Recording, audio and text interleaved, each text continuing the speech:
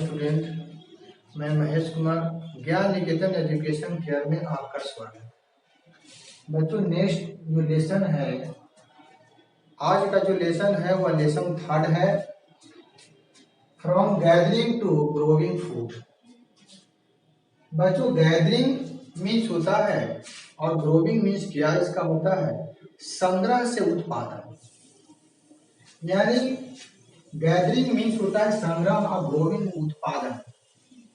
यानी संग्रह जो लोग करते थे वो पौराणिक काल में या पूर्व पाषाण काल में, नव पाषाण काल में, तो उस तरह के लोगों का यह उतना विकसित माइंड नहीं था कि इस तरह की संग्रह करें, और संग्रह करने के साथ साथ उत्पादन भी करने का तरीका उन लोगों को जानकारी नहीं था। यानी बीज का वेराइटी ऑफ फूड, जैसे मान लें कि वेराइटी ऑफ फूड जो है, यानी फूड की जो वेराइटी है, यानी उसके कई जो किस्म हैं, उस किस्म को उत्पादन करने का उन लोगों के पास तरीका नहीं था। टूल्स का अभाव था, यंत्र उनके पास उतना डेवलप नहीं था। कैसे उसको जो है लैंड को प्लाव किया जाए, कैसे जोता जाए, जोतने के उनके पास साधन नहीं था। बीज को प्रोडक्शन करने के लिए उनके पास ऐसा कोई तरीका नहीं था, कोई टेक्निकल नहीं था। वे ज्यादातर जो है वह संग्रह करने का भी उन लोगों के पास कोई खास जगह नहीं था, जगह का अभाव था, घर नहीं था। वो लोग झोपड़ी बनाकर, यानी यले आदि जो मानव थे, उन लोग झोपड़ी या पहाड़ी के किनारे गुफाओं में रहा करते। लेकिन इतना यह सोच जरूर था, विकसित जो माइंड था, विकसित जो सोच था, वे हर चीज पर सर्च करना, बीज पर सर्च करना या फूड्स का जो वेराइटी है उस वेराइटी के प्रति अग्रसर रहना, सेंट्रलाइज माइंड के प्रति माइंड सेंट्रलाइज करना, उन लोगों को ज्यादा जो है इस पर इच्छा होता था, सोच था, लेकिन उनको तौर तरीका नहीं मालूम, जिसके कारण कुछ वक्त पिछड़ गया। आदि मानव जो है वेराइटी ऑफ फूड में कई जो किस्म था, यानी जौ, गेहूं, चावल, फसलों में जो उत्पादन होता था, धान की फसल। तो बच्चों यह ध्यान रखें, हर समय में हर किस्म की फसलों का उत्पादन होता है और अलग अलग समय में, अलग अलग पीरियड में अलग अलग फसल का प्रोडक्शन होता है। संग्रह करना या उत्पादन करना, जब उत्पादन कर रहे थे तो संग्रह करने की व्यवस्था नहीं था, तौर तरीका नहीं, जानकारी था कि कितने टेम्परेचर पर इसको जो है काटा जाए, फसल को कितना टेम्परेचर उसको दे कि फसल पक गया, इसका जानकारी यानी ज्ञान का अभाव होने के कारण वह फसल में जो है ज्यादातर उनको समय लगता था समझना, उसके प्रति समझ करके कौन मौसम में कौन फसल लगेगा। जैसे धान की फसल है तो धान की फसल के लिए उसके लिए लैंड की आवश्यकता है, जैसे सॉइल मिट्टी चाहिए। ये 3 टाइप्स ऑफ जो सॉइल होता है, सैंडी सॉइल, लेवी सॉइल और क्लेरी सॉइल। तो यह भी आदि मानव सोचे थे कि आखिर जो कल्चरल है हमारे यहाँ का एग्री जो कल्चरल है, कृषि है, वह प्रोडक्शन जो संग्रह प्रोडक्शन जो करते हैं, कौन सा समय में कौन फसल को उत्पादन किया जाए, इतना उन लोगों के पास सोच नहीं था। लेकिन वह किसी भी बीज को खाकर जो ग्रोथ कर लेता था, उस पर वो सर्च करते थे, देखते थे कि आखिर ऐसा क्यों हुआ। जैसे आज हम बताते हैं कि जो भारत की जो कल्चरल है, कृषि है यहाँ का, यानी 70% यहाँ लोग जो कृषि पर आश्रित है, डिपेंड ऑन एग्रीकल्चर 70%।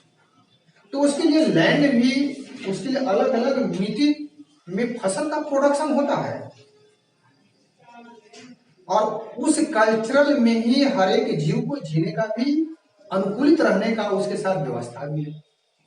जैसे राजस्थान की कल्चरल है, देख ले, उत्तर प्रदेश की कल्चरल है, बिहार की कल्चरल है, महाराष्ट्र है, गुजरात, यानी भारत के जो अलग अलग जो भाग हैं, हर समय में एक ही फसल का प्रोडक्शन नहीं होता है, अलग अलग पीरियड में अलग अलग फसल का प्रोडक्शन होता है। जैसे ट्रेसिंग फार्मिंग है, ट्रेसिंग फार्मिंग में देखिएगा कि चाय की जो खेती होता है, जैसे कपास की खेती है या चाय की खेती है, उसको ट्रेसिंग फार्मिंग किया जाता है। जैसे ट्रेसिंग जो फार्मिंग होता है, सीढ़ीनुमा जिसको कहते हैं, सीढ़ी उसकी वर्षाएं, जब वर्षा ऋतु आती है तो वर्षा ऋतु में वर्षाएं ज्यादा जब होती है, मेरे यहाँ जब मानसून की आना शुरू हो जाता है तो वो मानसून सबसे पहले भारत में केरल में पहुंचता है। जून या जुलाई में जो है 10 जून तक जो है भारत के केरल में सबसे पहले मानसून का आगमन होता है। और ये मानसून जो है धीरे धीरे क्या होता है कि इंडिया के कई भागों में वो फैल जाता है। हिमालय की तराई से वो टकराता है, टकराकर पश्चिमी विक्षोभ है, हमारे यहाँ कई भागों में वर्षाएं होती है। जो ज्यादातर कृषि यहाँ डिपेंड है क्या, तो वे यहाँ का जो डिपेंड है मौसम पर, जलवायु पर, कि वर्षा होगी, वर्षा होने के बाद उसमें फसल लगाया जाएगा। जैसे धान की खेती है तो धान की जो फसल है उसमें ज्यादा पानी की आवश्यकता होता है, और उसकी जो लिए मिट्टी जो है जलोढ़ मिट्टी है वो सर्वोत्तम मिट्टी माना जाता है। जैसे हर एक स्टेट में अलग अलग फसल होता है। जैसे कपास की खेती है तो कपास के लिए तो सर्वोत्तम जो मिट्टी है ब्लैक सॉइल है, जिसको हम काली मिट्टी कहते हैं। और काली मिट्टी का ही अदर नाम यानी ब्लैक सॉइल का अदर जो नेम है वह रेगुर सॉइल भी है। तो रेगुर सॉइल सबसे ज्यादा महाराष्ट्र में है, महाराष्ट्र है, गुजरात है, मध्य प्रदेश है, इस तरह के क्षेत्रों में सबसे ज्यादा ब्लैक सॉइल मिलता है। तो महाराष्ट्र में सबसे ज्यादा कपास की खेती होती है, जिसे रेशा बनाया जाता है, कॉटन है, यानी कई प्रकार के उससे जो है कपड़ों का प्रोडक्शन होता है। तो उस तरह की कल्चरल में जो है उसी तरह के फसल लगाए जाते हैं। तो उस तरह के जो अर्ली जो मानव थे उन लोगों की इतना डेवलपमेंट नहीं था कि ब्लैक सॉइल में या अगर जो सॉइल है, सैंडी सॉइल है, लेवी सॉइल है, या किस तरह की फसल को प्रोडक्शन को इसमें लगाया जाए, यह यानी टेक्निकल ढंग से उनको जानकारी का अभाव था, जिसके कारण जो वेराइटीज था, कई प्रकार के जो किस्म था, फूड्स का वेराइटीज था, वे वेराइटी में वो पिछड़ जाते थे। तो प्रोडक्शन कम होता था तो उसकी संग्रह गैदरिंग हो जाता था, उनको संग्रह करने का जो सोच था उन लोगों के नहीं हो पाता, और प्रोडक्शन भी हुआ तो संग्रह करने के लिए जो है उनके पास स्पेस नहीं है, और संग्रह करने के लिए उसके लिए भवन चाहिए। जैसे आज जो है FCI है, अभी आप देखिए कि जो भी किसान का जो प्रोडक्शन होता है, धान की फसल का जो प्रोडक्शन होता है, उसकी किसान लोग बेचते हैं पैक्स के माध्यम से, सहकारिता में जाकर उसको क्या करते हैं, अपने धान को बेच देते हैं, फसल को बेच देते हैं, और सरकार उसके लिए क्या देती है, पैसा दे देती है। तो उसका फूड कॉर्पोरेशन होता है, FCI जो होता है, उसके यहाँ जाकर वो स्टोर कर लेता है, और स्टोर करने के बाद जो है वो क्या करता है कि अपने यहाँ संग्रह करता है और गरीबों के बीच में उसको जो है डिस्ट्रीब्यूट करता है। ये अपनी सरकार की अलग व्यवस्था है, लेकिन अर्ली मानव के पास वैसा व्यवस्था। Beginning farming of the hearing, beginning जो फार्मिंग था, प्रारंभिक काल में, आरंभ काल में लैंड का जो फार्मिंग होता था, जोतने की जो व्यवस्था था, उस तरह का ज्यादा विकसित नहीं था। जानवरों को क्या करते थे, जानवरों, सांड, बैल से खेत को जोत लेते थे, लकड़ी का जो है हल बना हुआ होता था, उसी हल से जो है वे फार्मिंग करते थे, जोत लेते थे। जैसे असम है, असम में सबसे ज्यादा चाय की खेती होता है, इसलिए कि वहां का जो लैंड है वो सीढ़ीनुमा टाइप का है, इसलिए कि उस फसल के लिए पानी कम आवश्यकता है, वाटर का जो है कम जरूरी पड़ता है, लेकिन धान की फसल के लिए आपको ज्यादा पानी की आवश्यकता पड़ता है। उसके लिए उसको प्लेन लैंड चाहिए। प्लेन लैंड में होता है कि समतल, जिसको भूमि कहते हैं, समतल भूमि में सीढ़ीनुमा में धान तो होगा नहीं, इसलिए कि जो वर्षाएं होगी वह पानी तो ढक कर बाहर चला जाएगा और तुरंत उसकी पानी की आवश्यकता पड़ जाएगी। तो प्लेन जो लैंड है उसमें ज्यादातर जो है वह धान की फसल, और धान की फसल में समय ज्यादा आवश्यकता पड़ता है, करीब से 6 से 7 महीना तक जो है फसल को जो है धान की फसल के लिए जो है ज्यादा समय लेता है। गन्ना की फसल है उसके लिए भी समय 1 साल करीब करीब लग जाता है।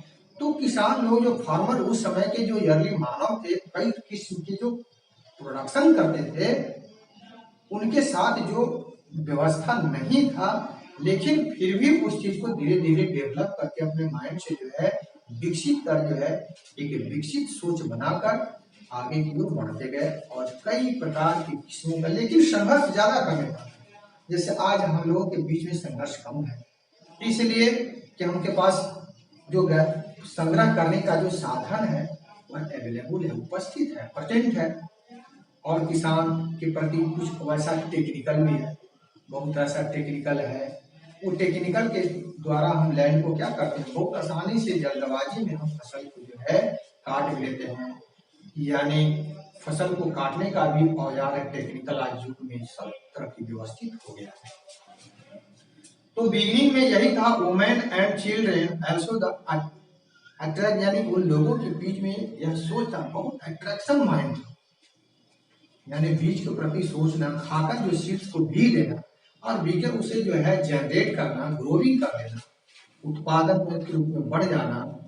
तो उत्पादन धीरे धीरे क्या हो गया, बढ़ते चला गया। लोग उसे एक जगह पर रहने लगे, फसल को लगा दिए, तो घुमक्कड़ जो जिंदगी था वो धीरे धीरे क्या हुआ, समाप्त हो गया। यानी घूमने की लोग को जो प्रथा था, इसलिए घूमते थे कि लोगों की एक जगह का जो खाना समाप्त हो जाता था तो दूसरी जगह पर चले गए, वहां जब खाना समाप्त हो जाता था तो इस जगह पर चले आए। तो उस तरह की घूमने की जो प्रथा उन लोगों के बीच में था, वो धीरे धीरे क्या हुआ, जो फसल लगाने लगे।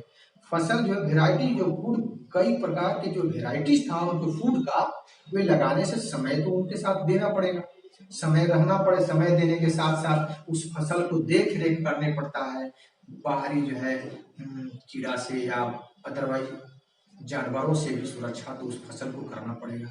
लोग अस्थायी रूप से क्या करने लगे, बसने लगे, और अस्थायी रूप से जब बसने लगे तो मानव में बहुत बड़ा एक क्रांति हुआ। उस क्रांति के अनुसार ही लोग अपने विकसित करने लगे, और विकसित करने के साथ साथ कई फसलों का जो है प्रोडक्शन के, जौ, गेहूं या धान और बहुत से किस्में, कपास, चाय, इस तरह की जो है कि लोग फसल करने लगे। और कपास की भी प्रोडक्शन होने, कपास जो होता है सबसे ज्यादा महाराष्ट्र में होता है, भारत में सबसे ज्यादा वह महाराष्ट्र में होता है, क्योंकि वहाँ ब्लैक सॉइल ज्यादा है, वहाँ की जो मिट्टी है ब्लैक सॉइल की मात्रा सबसे ज्यादा है, और सर्वोत्तम मिट्टी कपास के लिए सर्वोत्तम मिट्टी होता है, प्रोडक्शन उसमें वो ज्यादा होता है। कॉटन है, जूट है, ये सब जो है नेचुरली जो है बहुत सारे वैसे हैं, उनको जो प्रोडक्शन करने के लिए अलग अलग समय होता है। सिंचाई की सुविधा हो गया, नल हो गया, कुआं हो गया, तालाब, झील, इस तरह की जो व्यवस्थाएं धीरे धीरे क्या हो गया, डेवलप होने लगा, और डेवलप के साथ साथ लोग में भी एक परिवर्तन होने लगा।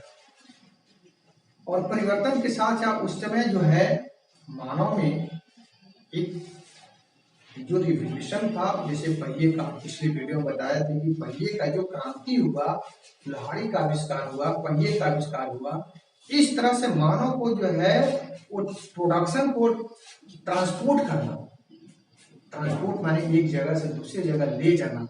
लोथल जोधो है, मोहनजोदड़ो है, कालीबंगा है, सिंधु घाटी, ये सब जगहों पर ज्यादातर लोग विकसित होने लगे, और एक बहुत बड़ी दुनिया का जो है निर्माण हुआ, जिसको विकसित सभ्यता कहते हैं। जैसे सिंधु घाटी पिछले क्लास में बताया था, सिंधु घाटी सभ्यता एक विकसित सभ्यता, बहुत विकसित सभ्यता था। या तो विकसित सभ्यता में है रोम की सभ्यता, एक विकसित सभ्यता था, यूनान की सभ्यता विकसित सभ्यता था, हड़प्पा की सभ्यता विकसित सभ्यता था, मोहनजोदड़ो की सभ्यता विकसित सभ्यता था। ये सब लोथल, कालीबंगा, ये सब सभ्यता जो था, खैराक की सभ्यता, ये सब जो सभ्यता था विकसित सभ्यता, और विकसित रोम की सभ्यता ये भी विकसित सभ्यता था, इसलिए कि नदी के किनारे जो लोग बसते थे, हम बताए भी हैं कि लोग उसके कारण बसते थे कि उनको हर सुविधाएं मिलता था, और इसके कारण जो है वे संग्रह करने के लिए अन्नागार भी लोग बनाते थे, जिसको अन्नागार कहते हैं। जैसे संग्रह करने के लिए जो फसल का प्रोडक्शन होता था, उस फसल को प्रोडक्शन को जो है एक जगह रखने के लिए, सुरक्षित जो है रखने के लिए कि हमारा पीढ़ी दर पीढ़ी को काम आए, इसलिए उस लोग सुरक्षित करते थे।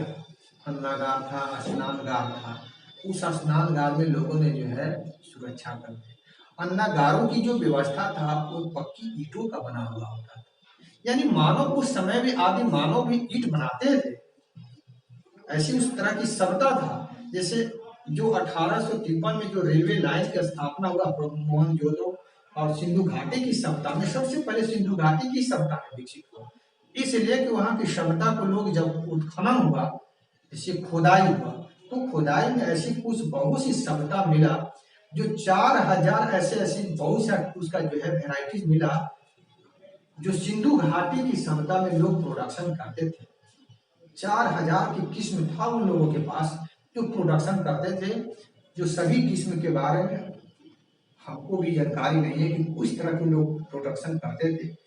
और स्नान जो गार था, जहाँ जो एक बहुत बड़ी तालाब जो पक्की ईंट का बना होता, तो इससे स्पष्ट होता है कि अर्ली मानव ईंट भी बना, ईंट भी बनाने का उन लोगों के पास जानकारी था, इल्म था, तरीका था। ईंट को कैसे बनाना, फाड़ना, उसको फिर पकाना, ये तरीका था जो आज हमारे पास है। तो उन लोगों से जो है हमने जो सीखा, धीरे धीरे परिवर्तन हुआ, और परिवर्तन होने के साथ साथ एक बहुत बड़ी इंडियन जो पॉलिटिकल है उसके बाद परिवर्तन हुआ। परिवर्तन के साथ साथ अब मानव का भी सोच बदलते गया, डेवलप हुआ। आज का वीडियो में इतना ही, नेक्स्ट वीडियो में हम बताएंगे। धन्यवाद।